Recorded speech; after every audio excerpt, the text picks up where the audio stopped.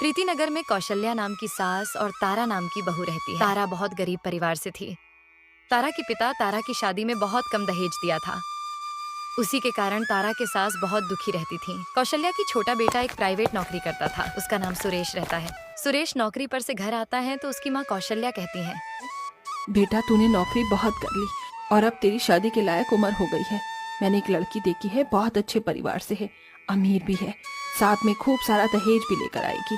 बस अब मेरी एक आखिरी ख्वाहिश पूरी कर दे, तू मेरी पसंद की लड़की से शादी कर ले। अरे माँ, आपको इतनी जल्दी क्यों है मेरी शादी की? अभी मेरी उम्र ही क्या है?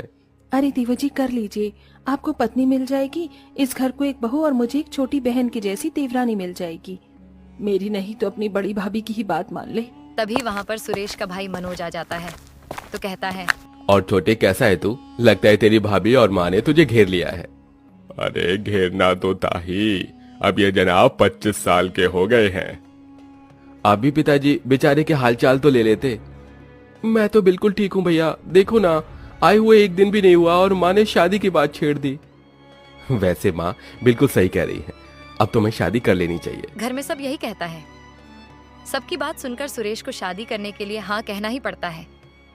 आखिर सुरेश की शादी की बात एक बड़े से घर चलती है और सुरेश की शादी सेट हो जाती है और सुरेश की शादी की तैयारी शुरू होने लगती है। तभी बड़ी बहू कहती है, माँ जी मुझे बनारसी साड़ी खरीदनी है, मैं देवर जी की शादी में वही पहनूंगी। देखो बहू, अभी मैं छोटी बहू की शॉपिंग करने जा रही हूँ और अगर पैसे बचेंगे तभी मैं तुम्हें साड़ी दिलवाऊंगी, वरना नहीं। वैसे भी तुम्हारे पास बहुत साड़ियाँ रखी हैं, उसमें से पहन लेना। कौशल्या इतना कहकर शॉपिंग करने चली जाती है और तारा पूरे दिन गर्मी में काम करते करते बेचारी की हाल बेहाल रहती है। माँ जी ऐसा क्यों करती हैं? जब भी मुझे कुछ दिलाने की बात आती है तो बिल्कुल इनकार कर देती हैं। खैर कोई बात नहीं। तारा को सास की बात सुनकर बहुत बुरा लगता है, पर फिर भी वह कुछ कर भी नहीं पाती।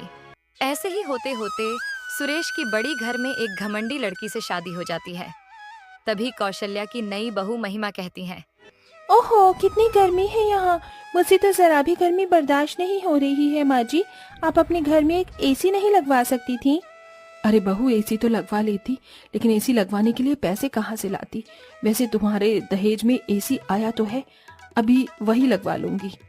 हाँ मेरे दहेज में एसी आया है, उसे फौरन मेरे कमरे में लगवा दीजिए, बहुत ज्यादा गर्मी है। कौशल्या को लगा था कि नई बहू को दिया हुआ सामान हम भी उपयोग करेंगे, लेकिन यहाँ उल्टा होने लगता है और महिमा सारा सामान अपने कैमरे में रखवा देती है। इस तरह सारा सामान महिमा अपने ही उपयोग करती है। एक दिन सास कौशल्या को पंखा खराब हो जाती है, जिसके कारण कौशल्या गर्मी से बेचैन होकर कहती है, बहुत गर्मी लग रही है, एक काम करती हूँ छोटी बहू के कमरे में चली जाती हूँ, वहाँ पर एसी लगा है। कौशल्या अपनी छोटी बहू के कमरे में जाकर सो जाती है। तभी कौशल्या के बहू महिमा आ जाती है और गुस्सा में लाल हो जाती हैं और कहती हैं, माँ जी उठ जाइए, आपकी हिम्मत कैसे हुई मेरे कमरे में आकर सोने की? क्या हुआ बहू, क्यों चिल्ला रही हो? गर्मी लग रही थी इसलिए यहाँ पर आकर सो गई, इसमें कौन सी बड़ी बात है? अरे आपको शर्म आनी चाहिए, अपनी ही बहू के कमरे में आकर सो रही हो। यहाँ पर मैं सोती हूँ, इसीलिए आप अपने कमरे में जाइए। बहू मेरे कमरे में पंखा खराब हो गया है, बहुत गर्मी लग रही थी इसलिए मैं यहाँ आ गई, तुम थोड़ा सा एडजस्ट नहीं कर सकती मेरे लिए?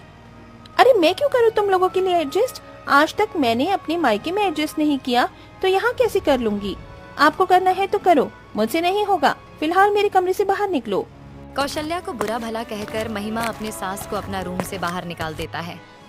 कौशल्या को बहुत दुख होता है और अपनी गलती का एहसास हो जाता है और कौशल्या कहने लगती है, मेरी छोटी बहू कितनी मतलबी और लालची है। अरे उसने एक बार भी हम लोगों के बारे में नहीं सोचा, उसे तो सिर्फ अपनी ही पड़ी है। कितनी गर्मी है, अब मैं क्या करूं? रोते हुए तारा देख लेती हैं और सास कौशल्या के भीड़ आती हैं और कहती हैं, माँ जी आप परेशान क्यों हो रही हो? चलिए मेरे कमरे में आ जाइए, मेरे कमरे में पंखा चल रहा है। तारा सास कौशल्या को अपने हाथ पकड़कर अपने घर में ले जाती है और अपने बेड पर लेटा देती सेलिंग। पंखा के हवा तो लग ही रही थी, तब पर भी तारा अपने सास को हाथ पंखा सास के मुंह पर हाँकने लगती है। आप सो जाइए, मैं आपकी हवा कर देती हूँ, आपको गर्मी नहीं लगेगी। कौशल्या को देख रेख में बड़ी बहू सास को कोई कसर नहीं छोड़ती। यह देखकर कौशल्या को पिछले बात को एहसास आती है और बड़ी बहू तारा से अपनी गलती का माफी मांगने लगती है। मोहिनी बहू तुम कितनी अच्छी हो, लेकिन देखो ना, इतनी अमीर होने के बाद भी वह छोटा है, उसे तो अपनी सास की पड़ी ही नहीं। मुझसे बहुत बड़ी गलती हो गई।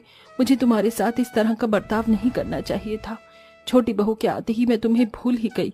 बस मुझे अमीर बहू के लाए हुए दहेज में एसी और फ्रिज ही दिखाई दिए। कोई बात नहीं माँ जी, मुझे कोई परेशानी नहीं है। आप मेरी माँ जैसी हो। आप मेरे साथ जैसा भी करोगे मुझे उससे फर्क नहीं पड़ता, लेकिन मैं हमेशा आपको माँ का ही दर्जा दूंगी। तारा की बात सुनकर कौशल्या को बहुत खुशी होती है और तारा दोनों सास बहू खुशी खुशी जीवन जी रहा था। दोनों सास बहू कहीं भी जाती तो दोनों साथ में ही जाती। एक दिन कौशल्या अपने बड़ी बहू के अच्छा साड़ी लाकर देती हैं। तभी तारा कहती है, माँ जी, ये साड़ी तो बहुत अच्छी है। बहू, इस साड़ी से कई गुना अच्छी तुम हो। तुम पर ये कलर बहुत प्यारा लगेगा। आप कहती हो तो बिल्कुल लगेगा। ये सब देखकर महिमा को बहुत दुख होता है। मुझे नहीं पता क्यों ये कमी सी महसूस हो रही है, जैसे मुझे जो प्यार मिलना चाहिए था वो नहीं मिल रहा। शायद इसमें मेरी ही कोई गलती है।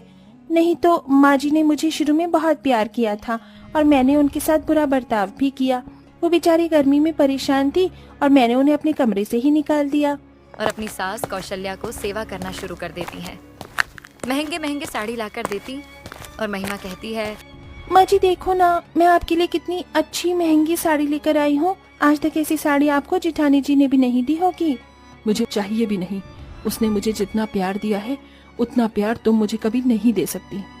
माँ जी माना, मैंने बहुत बड़ी गलती की है, लेकिन अब मुझे अपनी गलती का एहसास भी हो गया है। हो सके तो मुझे माफ कर दीजिए। आइंदा मैं ऐसी गलती कभी नहीं करूंगी। मैंने अपनी अमीरी का घमंड आपको बहुत दिखाया, जो कि मुझे नहीं करना चाहिए था। महिमा की आंखों में आंसू देखकर कौशल्या समझ जाती है और महिमा को माफ कर देती है। ये कहानी कैसा लगा? अच्छा लगा तो वीडियो को लाइक करके चैनल को सब्सक्राइब कर लेना। ऐसा वीडियो लाते रहते हैं।